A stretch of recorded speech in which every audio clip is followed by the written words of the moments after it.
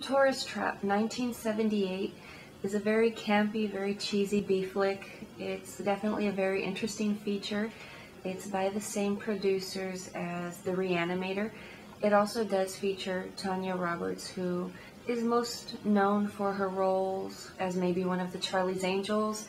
She also has the distinction of being a Bond girl.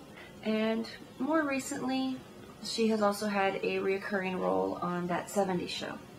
The film does follow a group of 7 kids out on a road trip. They wind up having car trouble mysteriously near some tourist attraction. It's a wax museum. The owner does come out to offer help with their car problem. He insists that they go to his museum to help him pick up the tools. Once they are there, they gradually begin dropping off, separating. He insists that the women stay in the museum, do not leave anywhere near the nearby house, as he heads out with one of the men to try to repair the vehicle. So, of course, women being women, the first thing they do is not listen. One of them heads over. We never hear from her again. In this aspect, it isn't very long before Mr. Slauson, the museum owner, begins making up excuses about the group members' whereabouts. Eventually we do get down to the final member. She is attacked, ironically, by a group of mannequins, which I guess for some people who have a fear of dolls or mannequins, that does add to the horror of it. So in this aspect, we also do find out that the killer has some sort of a telekinetic ability, which to me is very strange because genetically, people who do possess the ability have always been women.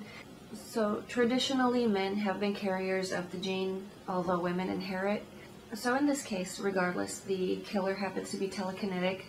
I just thought it was a very interesting choice. Eventually, he is dispatched. The surviving female does drive off into the sunset.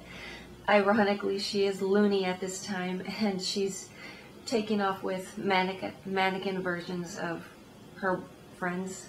There are some aspects that are similar to Texas Chainsaw Massacre. We have a group of kids out in the woods. It is a slasher film. The killer also does wear a mask. It's sort of a white doll mask.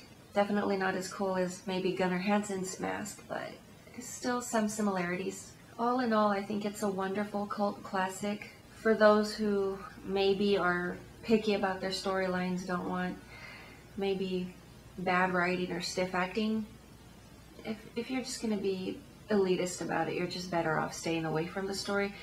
Those of you who actually do care for cheesy film or just prefer the classics, it's definitely a treat. It's a wonderful movie. You will not regret it. But that rounds up my discussion for today, and I will talk to you later.